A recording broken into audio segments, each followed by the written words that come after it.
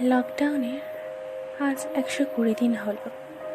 বাংলায় আক্রান্তের সংখ্যা আজ 2 কোটি ছাড়িয়েছে। সারা ভারতে মোট 41 কোটি, মৃত প্রায় 1.5 কোটি। ব্যবসায়ী গরমে একটু ঠান্ডা বাতাস পাওয়ার জন্য স্তব্ধ দুপুরে জানলার ধারে বসে আছি। সারাদিনে এখন ওই ঘন্টা দিনেক বিদ্যুৎ পাওয়া যায়। শুনেছি পাওয়ার স্টেশনগুলিতে কাজ করতে যাওয়ার লোক নেই। অল্প একটু টিভিতে নিউজ দেখতে পাই। নিউজ বলতে শুধু ওই আক্রান্ত আর মৃতের সংখ্যাটা দেখায়। খবর পড়ে শোনানোর লোক এখন কেউ নেই।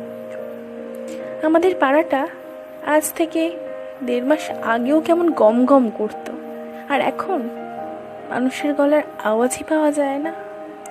অদ্ভুত এক নিস্তব্ধতা।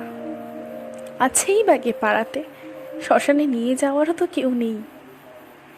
অধিকাংশই তো বাড়ির উঠোনেই গর্ত খোঁড়ে। এই কদিন খাওয়ার পাওয়াটা খুব কঠিন হয়ে দাঁড়িয়েছে।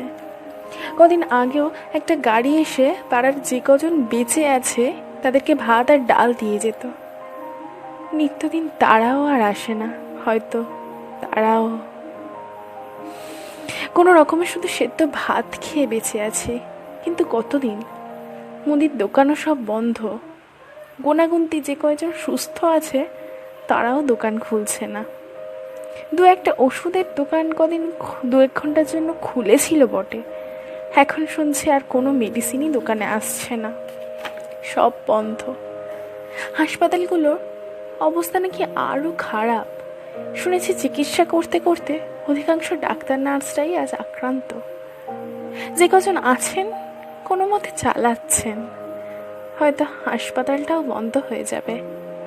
অনেক আগেই বন্ধ হয়ে গেছে ইন্টারনেট পরিষেবা, ফোন কোম্পানিগুলো। 2-একটা ব্যাংক কয়েকদিন চলেছিল বটে, কিন্তু এখন শাটডাউন হয়ে গেছে সব ব্যাংক।